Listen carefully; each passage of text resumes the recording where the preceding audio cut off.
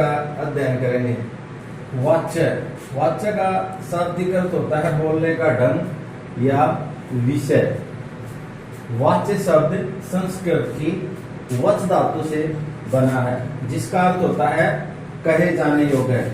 अब बात हमारे मन में ये आती है कि क्या ऐसी बात है जो कहे जाने योग्य होती है। यदि हम पूरी सूक्ष्मता से इसका अध्ययन करें तो जो हमारी भाषा होती है उसको अभिव्यक्ति के लिए किसी भी अव्यय के बिना उसकी अभिव्यक्ति हो सकती है, लेकिन क्रिया के बिना नहीं हो सकती। तो क्रिया के जिस पक्ष से हमें यह बोध होता है कि वाक्य में प्रधानता किसकी है, कर्ता की, कर्म की या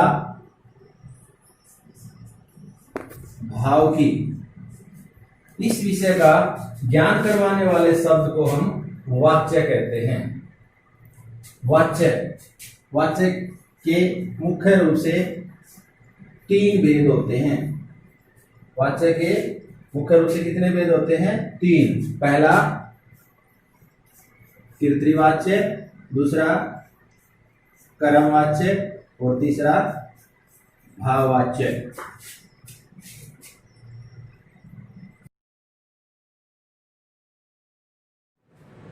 वाच्य, जैसे कि हमने पहली वीडियो में आपको बताया कि वाच्य का शाब्दिक अर्थ होता है बोलने का ढंग या विषय। तो क्रिया के जिस रूप से हमें यह बोध होता है कि वाक्य में प्रधानता किसकी है, कर्ता की, कर्म की या भाव की, इस विषय का ज्ञान करवाने वाले शब्द को वाच्य कहते हैं। वाच्य के मुख्य रूप से 3 भेद होते हैं, कर्तृवाच्य, कर्मवाच्य और भाववाच्य। सबसे पहले हम लेते हैं कर्तृवाच्य, जहां कर्ता प्रधान होता है। कर्ता के अनुसार ही लिंग, वचन, पुरुष के अनुसार ही क्रिया के लिंग, वचन तथा पुरुष का भी प्रयोग होता है। कर्तृवाच्य में जो कर्ता है वो सदैव प्रथम विभक्ति का प्रयोग इसमें होता है, और कर्तृवाच्य में हमेशा सकर्मक व अकर्मक दोनों ही क्रियाओं का प्रयोग होता है। देखिए, राम खाना खाता है।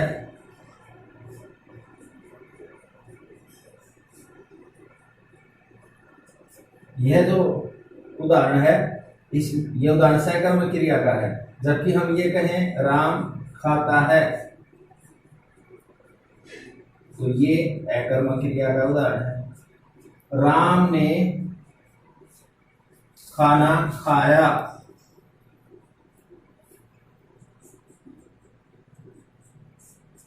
यहां मेरा कहने का अभिप्राय यह है कि कर्ता के साथ कई बार विभक्ति चिन्ह ने का प्रयोग होता है और कई बार ने का प्रयोग नहीं होता। एक बार फिर आप देखिए, कर्तृवाच्य में कर्ता प्रधान होता है, कर्ता के अनुसार ही लिंग, वचन, पुरुष, क्रिया के लिंग, वचन तथा पुरुष का प्रयोग होता है। और कर्तृवाच्य में जो कर्ता है वो सदैव प्रथमा विभक्ति का इसमें प्रयोग होता है।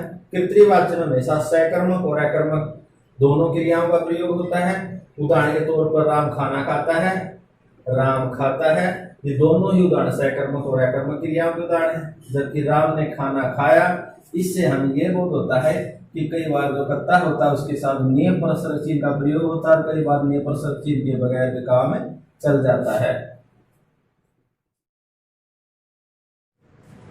अब हम कर्मवाच्य के बारे में पढ़ेंगे। कर्मवाच्य, जिन वाक्यों में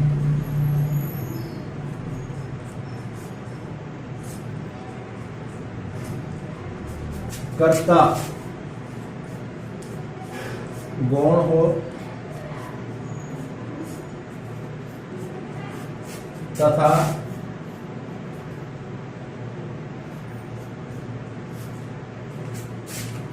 कर्म प्रधान हो,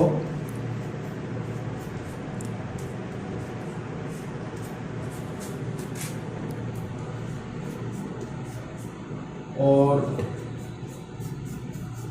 कर्म के अनुसार ही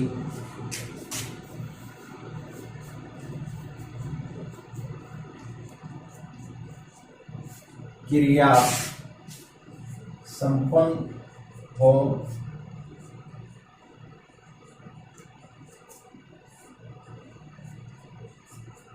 उन वाक्यों को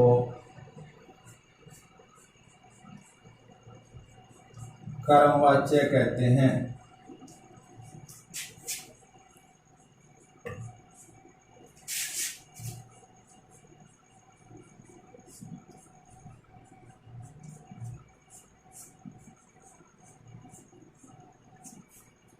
कर्मवाच्य में हमेशा कर्ता के साथ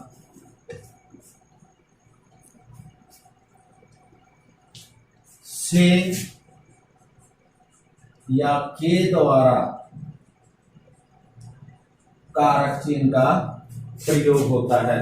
अब हम उदाहरण देखेंगे, जैसे राम के द्वारा खाना खाया जाता है, या मोहन से क्रिकेट खेला जाता है।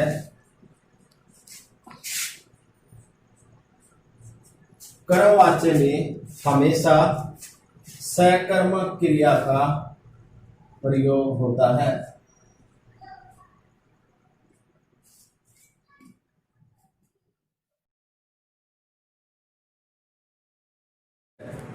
जिन वाक्यों में भाव की प्रधानता होती है, अर्थात जिसमें भाव के अनुसार क्रिया का प्रयोग होता है, इसमें प्रयुक्त क्रिया के लिंग पुरुष या वचन कर्ता अथवा कर्म के अनुसार नहीं होते, बल्कि भाव के अनुसार हमेशा अन्य पुरुष एक वचन पुल्लिंग के होते हैं। भाववाच्य में हमेशा अकर्मक क्रिया का प्रयोग होता है। नहीं जाता है, मोहन के द्वारा सोया नहीं गया, चलो चला जाए, मुझसे अब सहा नहीं जाता।